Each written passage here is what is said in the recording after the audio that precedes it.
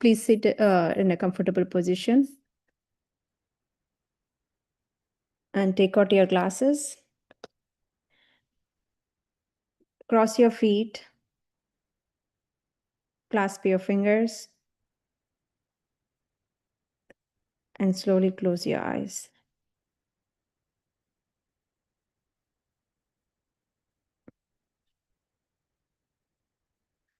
And start observing your natural, soft,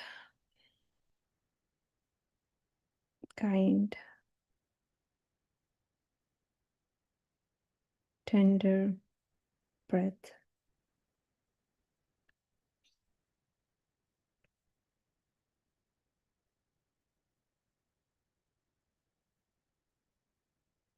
Let go of all your thoughts.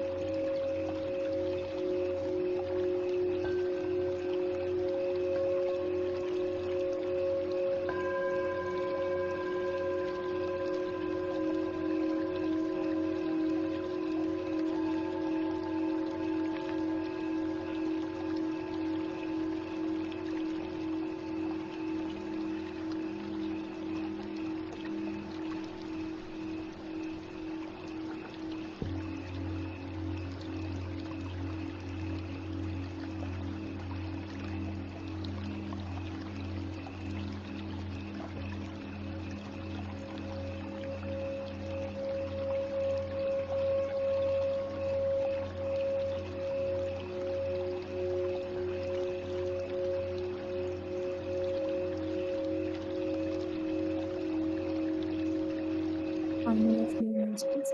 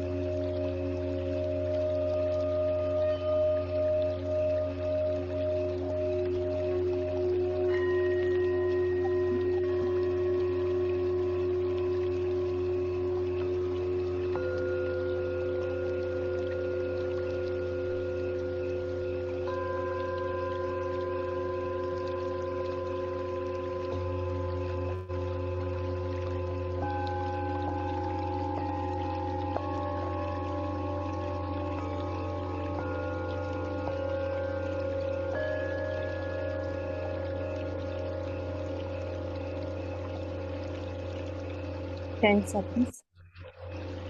10, 9, 8, 7, 6, 5, 4, 3, 2, 1. Unclasp your fingers and place them on your eyes. On my count, 5, 4, 3, 2, 1. Gently open your eyes and look at your palm. Thank you, thank you, thank you. Thank you, Masters. Thank you, Patriji. And thank you, everyone, for joining today.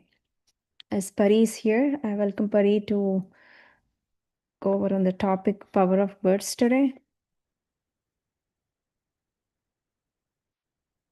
So she's going to share more insights on Vaakshetra, which is power of words. Thank you, Navya. Again, thank you for this beautiful meditation, for leading this. And welcome everyone to this ReInvent Yourself. Day 10. Today is day 10. Welcome back. I'm just sitting outside and doing this class today. I felt like being in the nature. Okay. All right. So today's topic is the power of words. In Sanskrit, it's called Vaakshetra. This is probably one of the most important topic emphasized in PSSM. There are many organizations that teach meditation, Anapanasati. There are many scientists, organizations, institutions that talk about pyramid energy, sacred geometry, so many things. But what is different about PSSM is this particular topic, How you speak, what you speak, differentiates you as a master. As a master who knows exactly the right amount of words should come out of your mouth, and the right words should come out of your mouth. The amount, the quality, and the quantity, both. A person who knows this becomes a master. This is what mastery is. Why this is so important? Because today we'll understand the power of your words, how your words have power to create your reality. Every second you are creating your reality, every second, and how they are spells. They are your wand. Your word is your wand. Just because we haven't understood the power is lost. Now it is time to reclaim that power back about the words. So I'm going to be today, I won't be presenting, but I'll be sharing some videos. Let's go through. It's going to be a very casual session today. We're going to be watching some videos and understanding how the words have power. Okay, so let's start with, first thing I want to talk about is Dr. Emoto Masaru. He's a Japanese scientist. He's not in his body now. He has done incredible studies about the power of words on water, power of sound on water. Pradeep says here, today's meditation was very powerful. The vibrations from the singing bowl music was very powerful. Wonderful. Thank you, Navya, for leading that and holding that space. That is amazing. Yes. So I'm going to be sharing that video. If you don't know about him, I think this is going to be a great beginning. So I'm going to be sharing first water experiment, and then how his experiment shows your thoughts and words create your reality. Okay? Japanese researcher.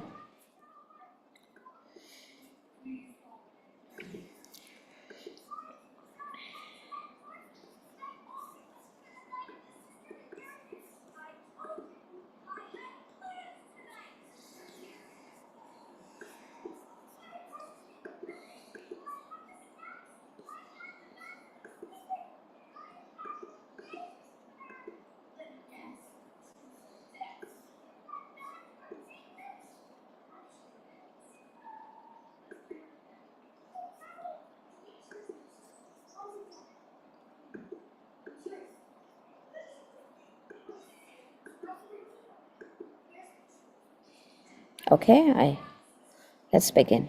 Japanese researcher and healer Dr. Masaru Emoto proved how human thoughts, words, and intentions can alter your reality through his famous rice and water experiments. The results are astounding.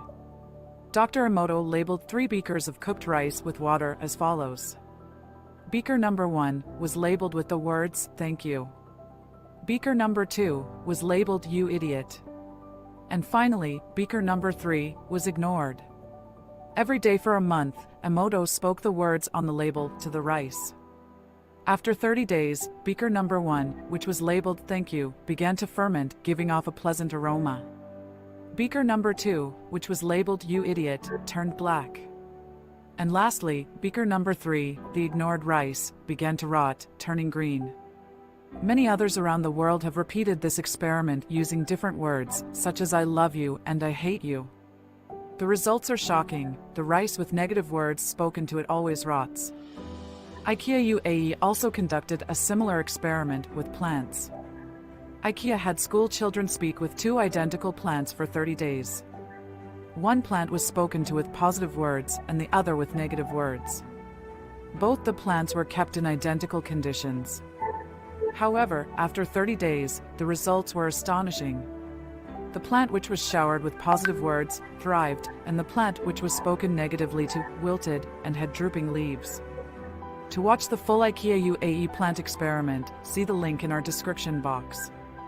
Both Dr. Emoto's and IKEA's experiments demonstrate that all words hold a vibration.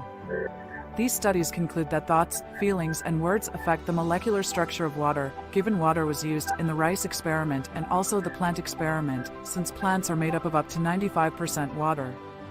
With the human body also being made of 70% water, these experiments demonstrate the power of thoughts, feelings, and words in creating our physical realities. So, have you been paying attention to your thoughts, feelings, and words?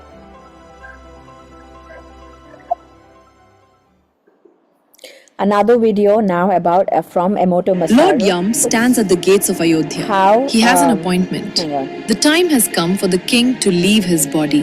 The era of Okay, so how the water has his water experiment, we'll just go a little deeper. How the water molecules, what he does is he freezes, crystallizes the water, and he sees that in microscope and sees, and each water is exposed to different sounds, different words, and sees how those crystallized water look like. It is pretty interesting what he shows. Let's look into that.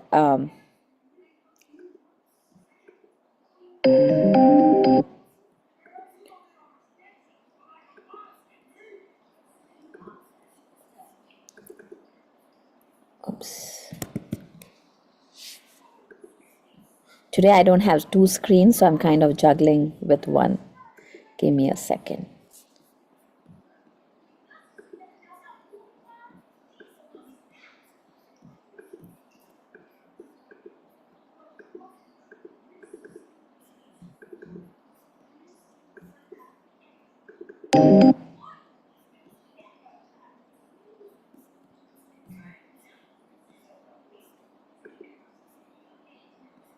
Okay, I'm just gonna share like this. And it is paused. Okay.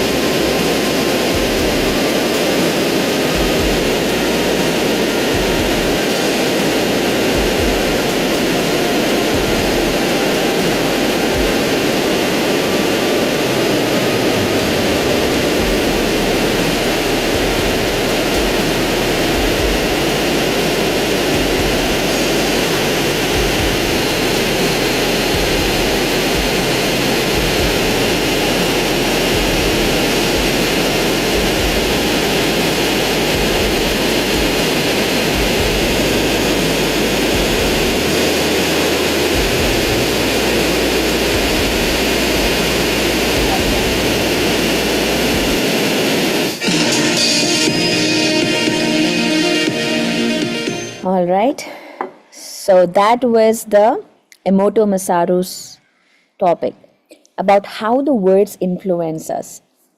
Now I'm going to be sharing about the brain waves. Okay, I'm connecting different topics, so be with me. If there is any question, put that in the chat, and we'll discuss it. Okay, so stay with me, and everything will connect.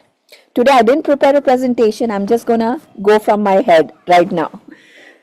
So, we have 5 brain waves. If you have listened to the music meditation class, we talked about gamma wavelength, alpha, theta, and beta, right?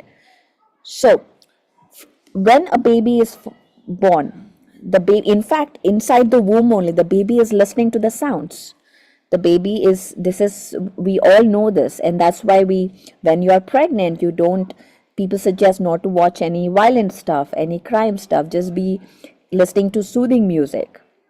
Especially in India, they make the mothers read all the scriptures, the spiritual scriptures. Why? Because the baby, as the brain is forming, the baby is in the delta wavelength until 0 to 2 years. That means whatever is putting into that subconscious mind is super active. Everything is becoming a program, the core program. 0 to 2, 2 to 5, the child is in theta wavelength. Again, the subconscious mind veil is very thin.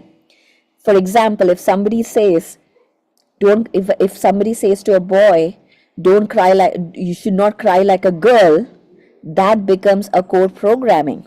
And say, oh, and that child, after growing up as an adult, may find difficulty expressing emotions, because that baby's core program has, I can cry like a girl. So things like this, we got to be very careful in what we are speaking to children, because they become the core programming. And then from 5 to 12, and nowadays probably not even 12, probably 9 or 8, because they're getting too logical, too beta very fast in today's world.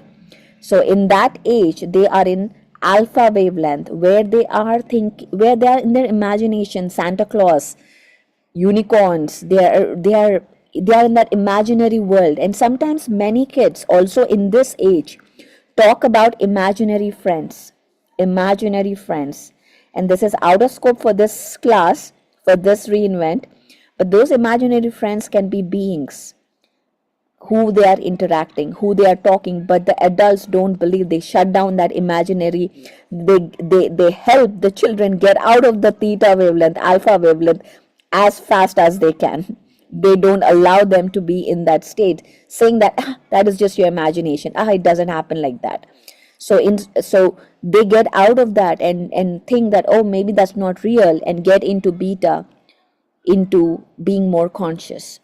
So the words, the thoughts that are imprinted, the word imprinted in the child, in the womb, at that age, becomes their core programming. That's how they start responding to life as they grow up. Now, until 0 to 12 years, what has happened to us, we are not responsible. But after 12, it is our I just saw Sandhya that there is some other noise coming from my side. Is it still coming? Is there any noise coming? Okay. No, I think it was during the video, there was a loud waterfall noise actually. Oh, I see. Oh, okay. Okay. All right. I'll be mindful next time. Thank you.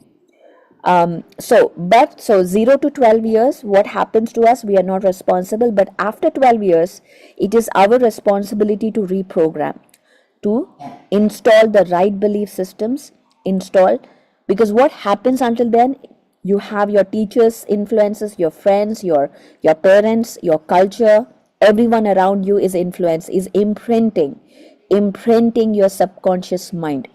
I'm going to be talking in a very Neville Goddard style today.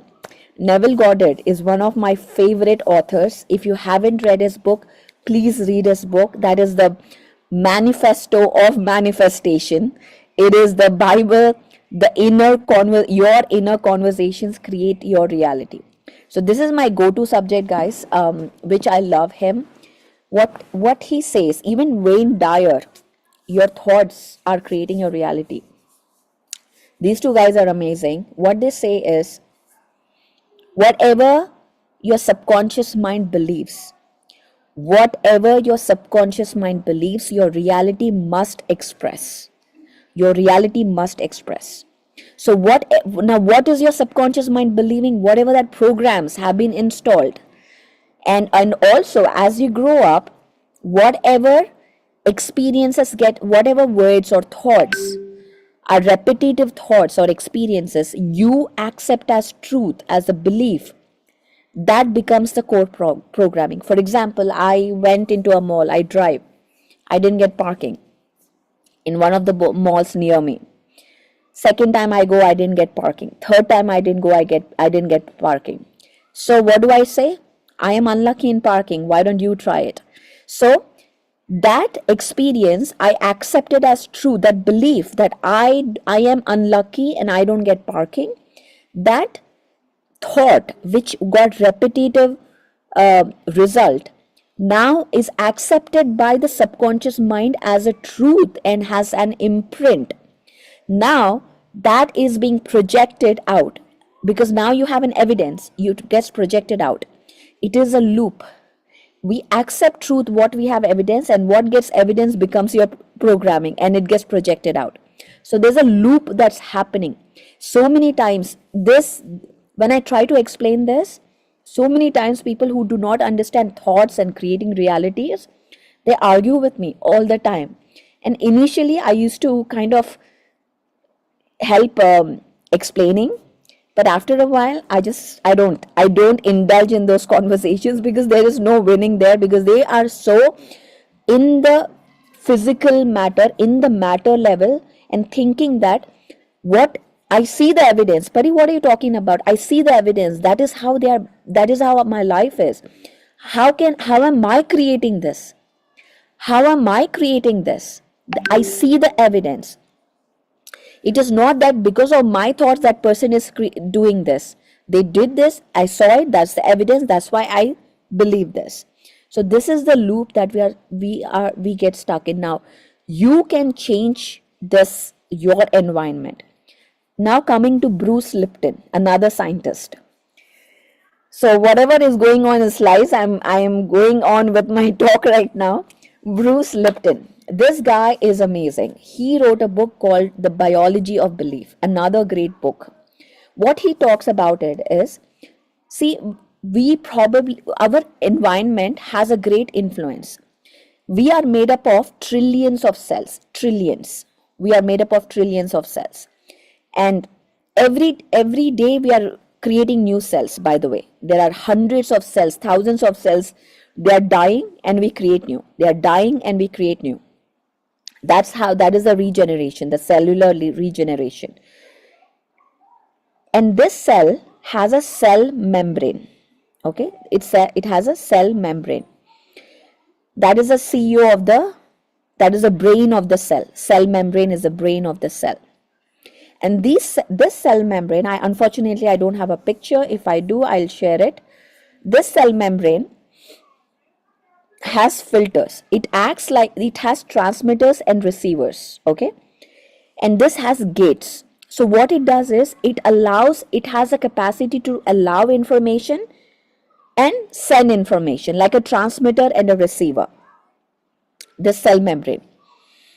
Now the information is coming, and it also decides, it has its own brain. Every cell in our body has its own brain, and it decides which information to go through and which not to go through. This, how does it decide? It is based on the blueprint of how you believe, your belief systems, what programming, your inner blueprint. Based on that, your cellular programming happens. If you believe, my mother has diabetes, so naturally I am prone to diabetes. This is a very natural thing that we all see everywhere, the hereditary. And if you are in an environment, so any disease, if you read the book Joe Dispenza. Your Breaking the Habit of Being Yourself by Dr. Joe Dispenza. If you read that book, what he says is, you are constantly, what your reality is created by what you consistently repeat, your statements. So this information is coming and you believe in that, or you buy into that idea. You don't reject that idea, you buy into that, subscribe to that idea. That means you have that inner programming. Yes, it can happen. And what Joe Dispenza says is, all illnesses, physical illnesses, come when you are in lower energy, lower vibration, lower frequency. If you are in an environment, not just environment, even an emotion, lower frequency emotion like fear, you're watching news every day. Suddenly now, I see whatever is happening around right now, you are watching that every day, and suddenly, because you're watching it, one day you say it's okay, but every day you open up, you watch, somebody is getting arrested, somebody is getting deported, something is happening, suddenly you get into fear. You may have noticed that, you may have that fear somehow, somewhere, that fear. Now that fear has a frequency. When you stay in this frequency for consistently, you are more prone to illnesses because you are in a lower energy state. So you are more prone uh, to having diseases, illnesses. So and this cell membrane now has that blueprint also, like this can happen. So that information gets in. So how does that information gets in? Through your food, chemicals, the processed foods, the food that has been before has a physical heart, which has converted into food, which holds fear in it. So that food, when you eat, it has the information already imprinted in it. And now you, through your mind brain waves, you are in that fear, or you are in the same frequency. Remember the law of entrainment. Remember, now I'm getting so many topics. I hope you're with me. The law of entrainment. So when your brain frequency is in fear, now you're eating those food, consuming those food, or being in that environment where there is toxicity, drama, or your breathing not good, breathing not good air, any of these happens. Now you are in resonance.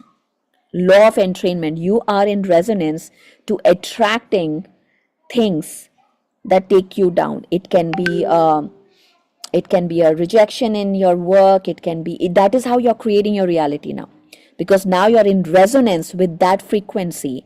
So anything that is in resonance with that frequency will be attracted to you in your life, and that's how you create your life.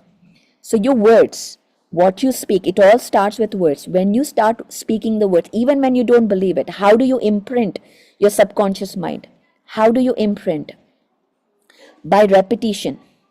By repetition.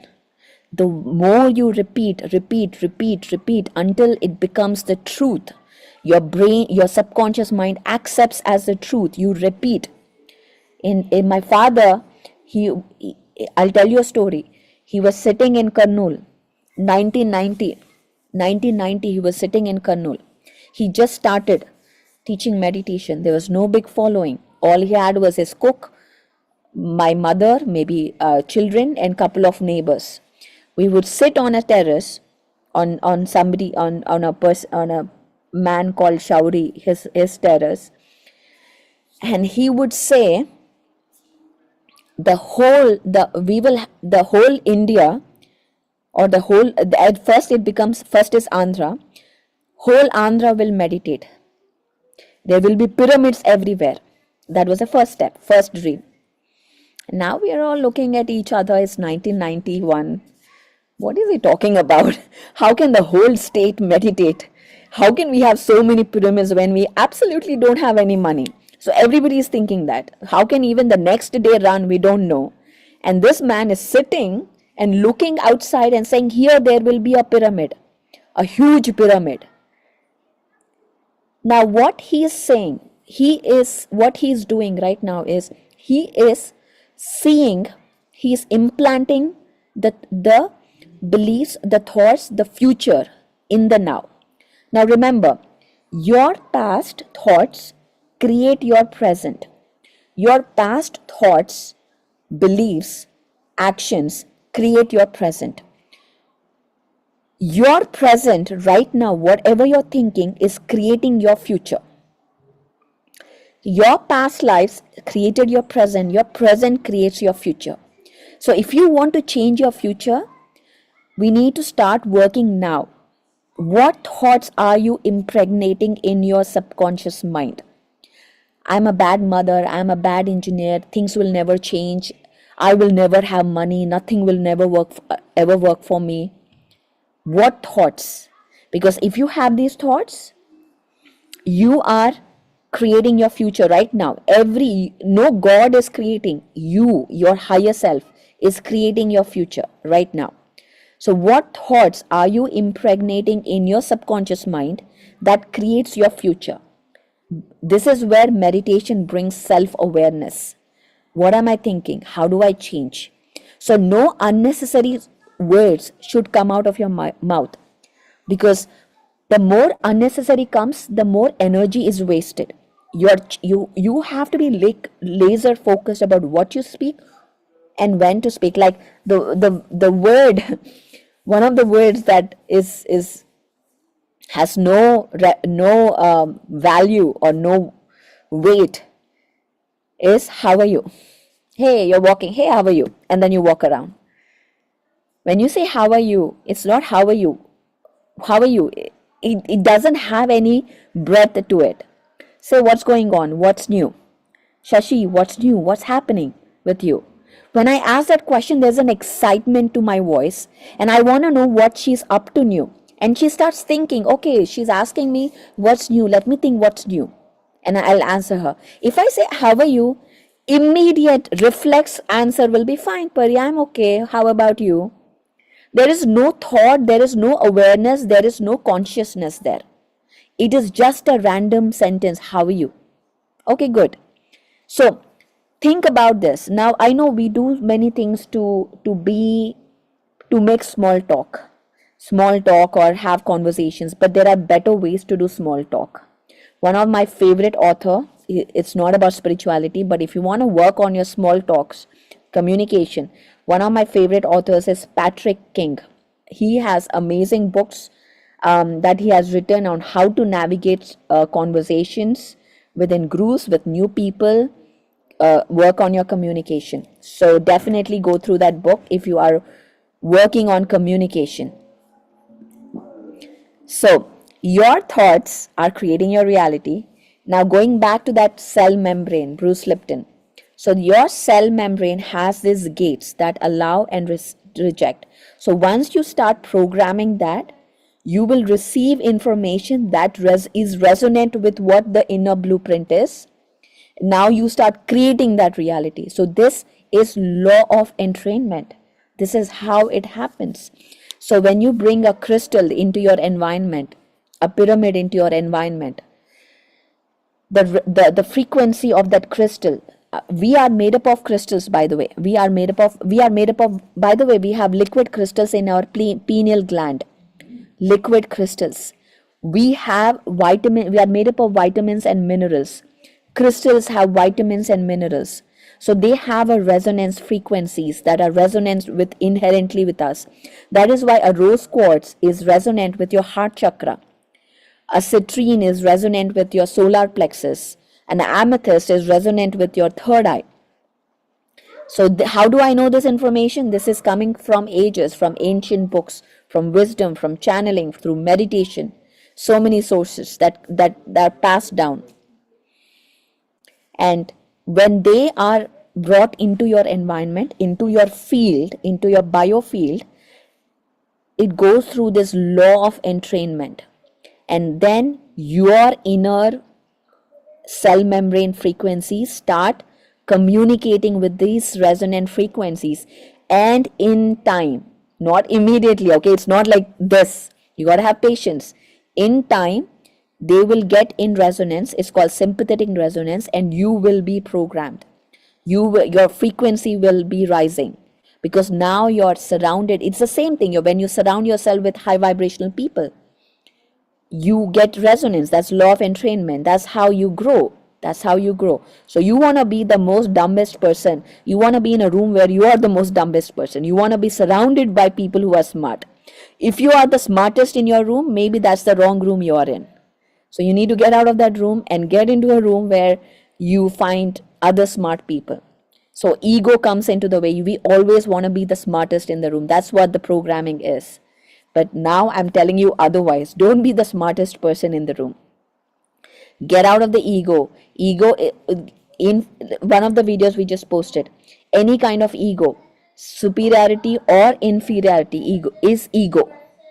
Inferiority or superiority, both are ego.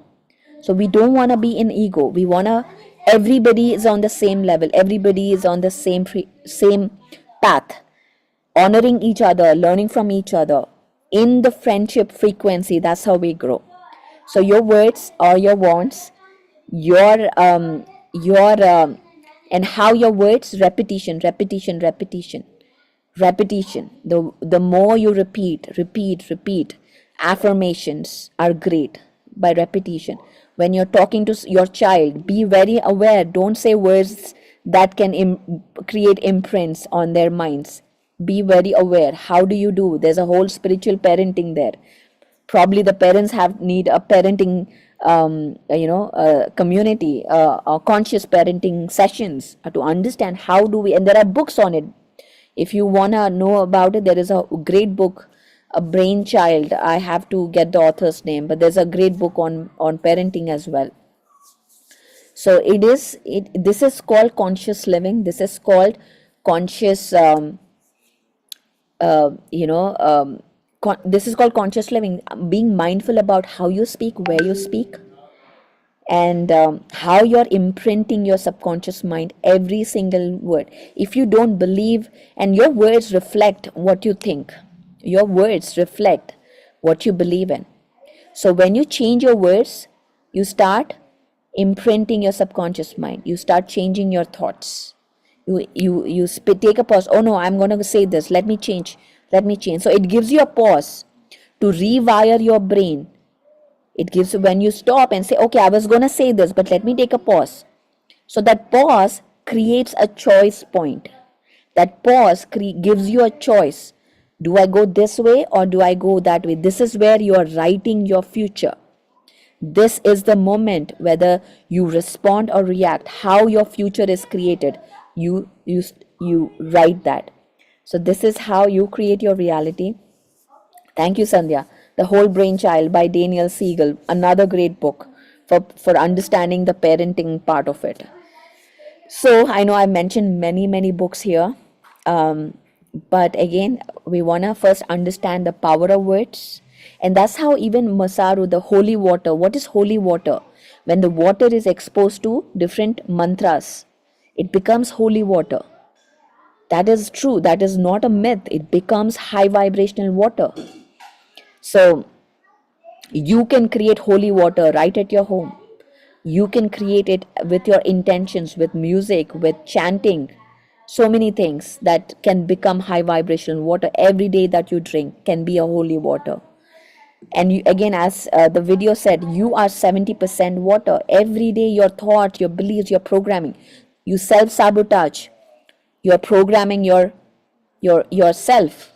to self-sabotage you. You're putting yourself down. That is against nature. When you put yourself down, you are a creator. How can you put yourself down? You are a creator. You got to claim it. You got to see it.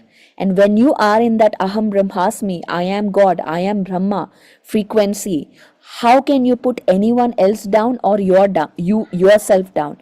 How can you be in self-sabotaging, whether it is superiority or inferiority? When you believe I am Brahmasmi, Aham Brahmasmi, there is no way your actions could be that. There is no way the wrong words can come out to talking to others.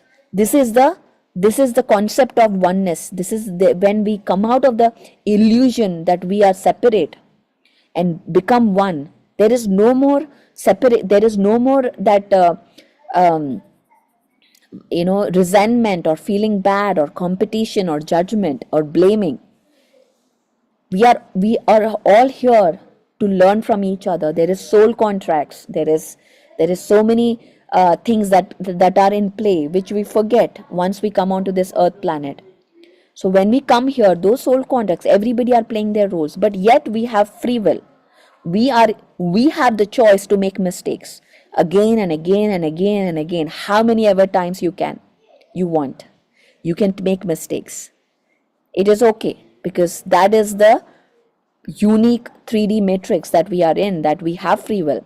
But it is your choice again. Do you want to stay making the same mistake, or do you want to go on to the next level? That is your wish, absolutely your wish, and there is no right or wrong here. Everything is right here. So understanding this message, and let me see, today I saw a beautiful video of Dolores Cannon. Let me see if I can play that. um, last video, last two videos, probably these are not related to this, But with the idea of simultaneous, okay. one of the things they said, one of the main things that will hold people back. Let me share this video. Dolores Cannon, one of my favorites author. She wrote many books. She left her body in 2014. Let me share her video just for food for thought or for your soul. Today I'm in the whole mood of going beyond the veil now. So let me share this.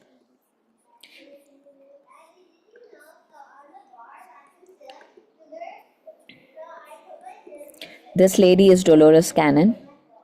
One of the things they said, one of the main things that will hold people back from ascending and going into the new earth is fear. We're so steeped in fear. A lot of it is coming from the government. You know that. They said it'd be better off if you don't watch TV, don't watch the news, don't get caught up in the illusion. Because the more you hear about all the violence and all the bad things that are happening, amplifies it. Better off if you just didn't focus on that at all. But that, I said, you mean by fear, then you mean the wars and things?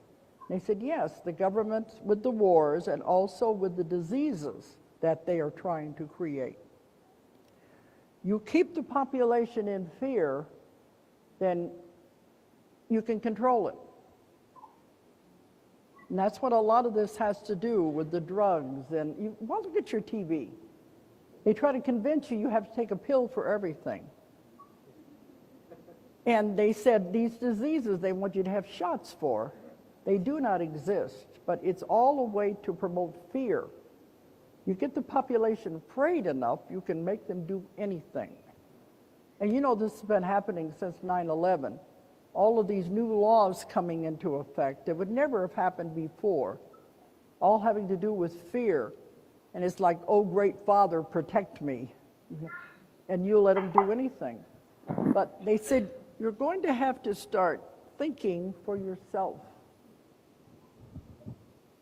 We have access now to instantaneous information on the computers, much more than we ever had in the past. You can have information that you would know is real. You read these things, you ask questions, make up your own mind. Don't believe what everybody is telling you.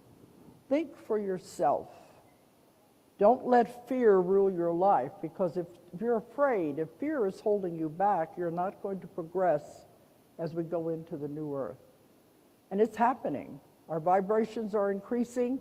There's no way to hold it back. But some will be left behind because they can't change quick enough. Don't get caught up in the illusion and what's happening. I always tell people when I do a lecture, don't believe what I say, don't believe what anybody else says. Think for yourself. Ask lots and lots of questions. Then make up your own mind what it is you believe. And that's exactly what I would say as well. Think for yourself, do research, make up your own mind. Don't believe what I say, don't believe what the videos are saying. You think, you decide for yourself. The only thing keeping us low and trapped and controlled is fear. Fear. And when we understand that there is no death, when we understand that death is just a transition, that because death is the biggest fear that holds us back. The ego always tries to be in the survival of holding us back. And that's why our words have become powerless, because we are in that fear and we are in pleasing. We are in this illusion. The moment you understand that you are eternal traveler, and you are the creator, you are the co-creator, your words should match that frequency. And that is today's class, my dear friends, Vaakshetra. The power of your word, the power of your speech, how you speak, who you speak with. Silence is power. If you have nothing to speak, don't say a word. You don't have to speak. You have nothing to speak, take a book, take Dolores Cannon book and read. You don't have to speak. We don't feel compelled to say something if you have nothing to say. And that is taking power back. That is claiming your authority, claiming your sovereignty. Not everybody around us, we have this in that need that everybody should like us. Everybody should like us. That need keeps us trapped. But no, you don't. The right ones will come to you. Have the knowing that everything that belongs to you will come to you. Everything that is designed for you will come to you no matter what. Nothing can stop that. But you being in that higher frequency will start attracting the people, the circumstances that match that frequency. This is science, this is law, this is not some magic. This is how it works. If the apple has to fall on the ground, it cannot fly up. That is the law on this matrix. In the same way, this is the law. The higher the frequency, you start attracting, you create your reality. That is the law. So with that, I'm going to end today's session, my friends. Thank you so much. We'll be ending it pretty soon today.